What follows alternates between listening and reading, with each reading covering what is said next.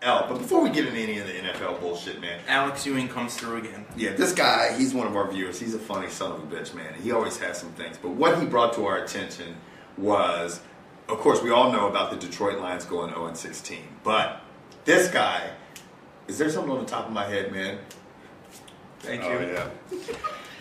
Leave it to George to tell me once we start rolling. Anyway, he brought to our attention that, of course, you could get a jersey, a Detroit Lions jersey, and on the back, you can get the letter O, and then and, like your name is O and then the number 16. That was some clever shit. Yeah, it's pretty smart. Yes. It's pretty funny, too. It's almost as funny as that Plaxico Burress shirt I have with the guns. Yeah. That's funny. Yeah, those boys put out some good shit. That's good for Alex. I like that. Thank you, Alex, once again, for your sense of humor. Now, on to the playoffs. And we're going to start with this weekend's games and sort of give you a little background on what happened. Of course, everyone already knows why the teams are there, but your first game on Saturday is going to be the Ravens at the Titans. Yeah. Two nasty defenses are going to match up. I'm surprised to see Flacco won a game, but a lot of it comes on the shoulders of what's probably the best safety in football.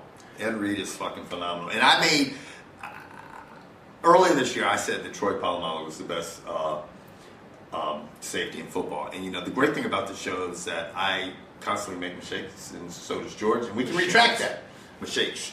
But he is definitely, Ed Reed is definitely the best safety defensive back in football. He probably is the best defensive player in football at this point. I will go on the limb to say that. I have a question, yes, and I would like this answered by someone or anyone or everyone. With his ability to find the end zone and make cuts in his field of vision, why did they not get him in on some offense? Why not? Let him return a punt or a kick. I know it's shaky, but at the end of the Minnesota game, we saw Adrian Peterson. Peterson in his rookie year returned kicks and punts. Right. I don't think you can wait till the playoffs to go, oh, hey, you should go return a kick. Yeah. You should go return a punt. I think they might have won another game or two with Ed Reed returning kicks or punts. Not that they did bad. Well, also, you got to think of who he's returning the punts. When he catches a ball, no discredit to Ed Reed, because Ed Reed is one safety that goes after the ball. I mean, if the ball is anywhere near him, he has an amazing ability to go find the ball, pick it up. He's got great hands for a defensive back, where we all know most defensive backs don't have good hands. That's why they're playing defensive back. But they're great athletes. Ed Reed is a great athlete, has great hands. However, when he intercepts the ball, he's returning against an offense, which is a big deal from a special teams. True. Special teams which are equipped to come after you. So that could be one of the reasons you're not seeing that. But with all that being said, Ed Reed is a phenomenal football player, man. Who do you have winning the game? Ravens are traveling to Tennessee. You know what? I think I'm going to go with the Ravens, man. I am too. The Titans don't put up a lot of points on the board. The Ravens, it seems like Flacco has got more and more comfortable. You've got a lot of leaders. You've got Flacco. You've got Heap on offense. You've got Ray, obviously, and Ed Reed on the defense.